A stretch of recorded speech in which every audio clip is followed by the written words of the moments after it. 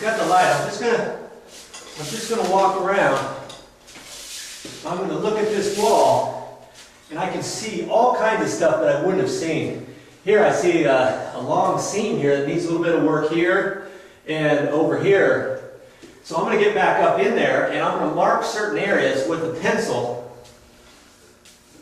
and then I can take care of those imperfections before I finish up with the patching. So try that out. You'll see that it really works out well.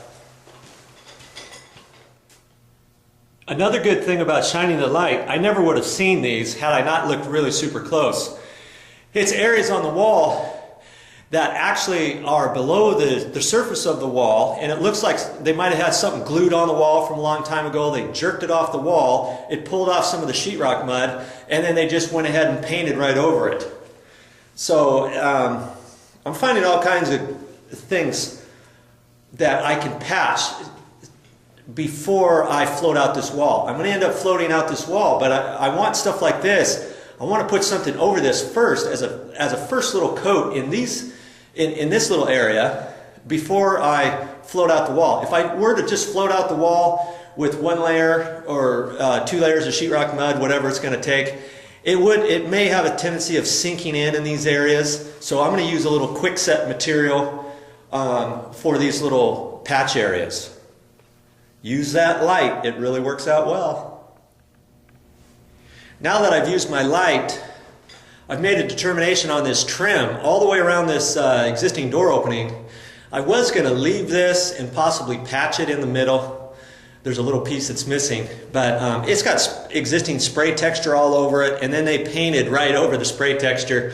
So I'm going to take this trim off, and we're going to end up installing some new trim around this whole wall opening.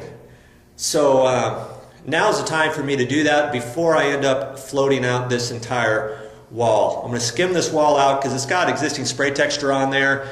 There's all kinds of areas that need to be patched. It's going to be very difficult to try to match the existing spray texture in all the different places. It's not a professional spray texture.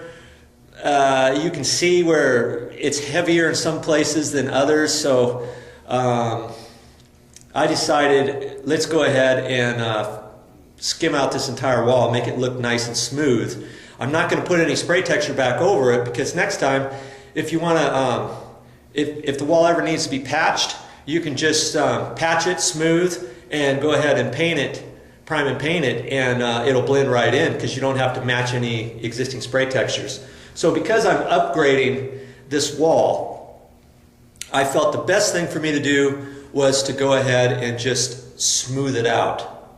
It's going to take me a little bit of time, but it's going to look very good when I get done with it.